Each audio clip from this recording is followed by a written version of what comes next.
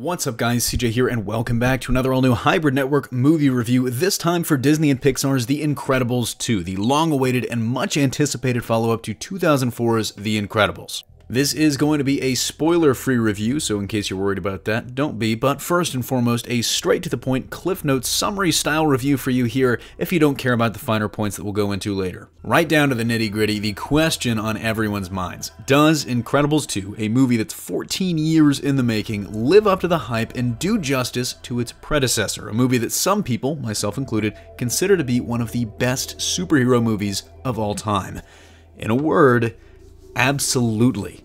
If you were a fan of the first film, I'm pretty sure you're going to adore this one too. It just seamlessly dives right back into that incredible family dynamic of the first film, no pun intended, with all of the humor and heart of the original and an incredible villain, while also giving us a deeper look at the world of the film, and yes, that means more superheroes. Incredibles 2 picks up more or less where the first film left off, but if you were expecting the world to suddenly embrace heroes after the first film, you're in for a little bit of a shock.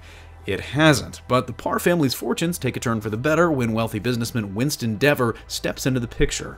Dever is a huge fan of heroes, just like his father before him, and he wants to make them legal again with a well-publicized push, and Elastigirl, a hero with a little more finesse, as the face of the campaign. This, of course, leaves Mr. Incredible on the sidelines, navigating a fearsome battle of his own, taking care of the kids. Diving deeper into some of those pros and cons I mentioned before, the film puts you right back in the middle of the Parr family, and it's like 14 years haven't passed at all. I mean, the family dynamic just sucks you right back in, and it's the source of most of the comedy in the movie, and a lot of the heart too. Helen's off saving the world, and she's doing it really well too, which puts Bob in a really tough position.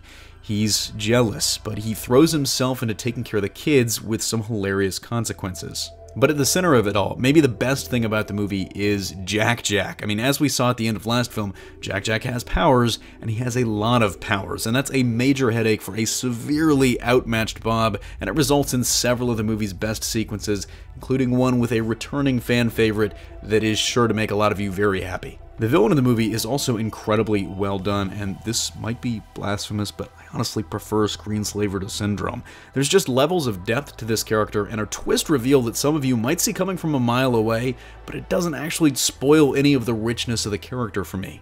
But an unexpected benefit of this movie is actually being able to see a little bit more of the world, and of course, a lot of other heroes. The first film gave us brief glimpses of other heroes like Gazerbeam, but this one actually throws 6 other heroes in the mix in a big way, and there are a lot of others that we actually don't even get to see in action, we just see that they exist.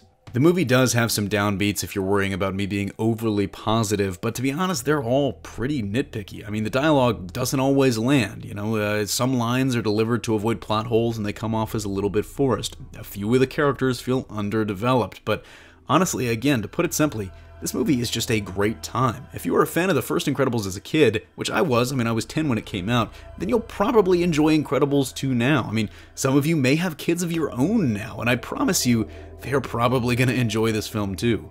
Overall, I highly recommend Incredibles 2, and I recommend you try and see it in theaters if you can. But that's going to do it for me here. Thanks for watching. Don't forget to smash that like if you like what you saw, subscribe for more great content every single day, and consider turning on your notifications to be alerted every time we upload a new video. Signing off, this is CJ, and I'll see you next time.